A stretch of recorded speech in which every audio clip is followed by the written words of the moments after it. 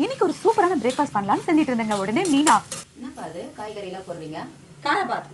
காராபாத்துனா? ஆமா காரபாத் சூப்பரா இருக்கும். இதுக்கு முதல்ல கேரட், பீன்ஸ், உருளைக்கிழங்கு நமக்கு பிடிச்ச காய்கறி எல்லாம் குட்டி குட்டியா நறுக்கி உப்பு போட்டு கொஞ்சம் நல்லா வேக வச்சுக்கலாம். அடுத்தது பேனை வச்சு பிசு இல்லாத sunflower oil, vitamin A D E இருந்தது, no cholesterol, easy digestion, clear and light. இந்த எண்ணெயை விட்டு கடுகு, உளுத்தம் பருப்பு, சீரகம், கடலைப்பருப்பு, உளுத்தம் பருப்பு, முந்திரி இது எல்லாத்தையும் போட்டு கூடவே பச்சை மிளகாய், வெங்காயம் சேர்த்து நல்லா வதக்கினதும் வேக வச்ச வெஜிடபிள்ஸ் எல்லாம் இது கூடவே சேர்த்துக்கலாம். தேவையான அளவுக்கு உப்பு, கரம் மசாலா போட்டு ஒரு பரட்டி வறுத்து வச்ச ரவையை இது கூட சேர்த்து ஒரு நிமிஷத்துக்கு சூடு ஏறினதும் ஒரு கப் ரவைக்கு 2 கப் தண்ணியை விட்டு அப்படியே கிளறி தட்டு போட்டு மூடி 2 நிமிஷம் கழிச்சு திறந்து பாத்தீங்கன்னா இந்த அளவுக்கு ரவையெல்லாம் வெந்திருக்கும். இப்போ இது மேல தூவின தேங்காவை அப்படியே தூவி விட்டு கொத்தமல்லியும் போட்டு ஃபைனலா நம்ம சன்லண்டியும் ஒரு ஸ்பூன் ஊத்தி இறக்கி வச்சா சும்மா கம கமனு காரபாத் ரெடிங்க.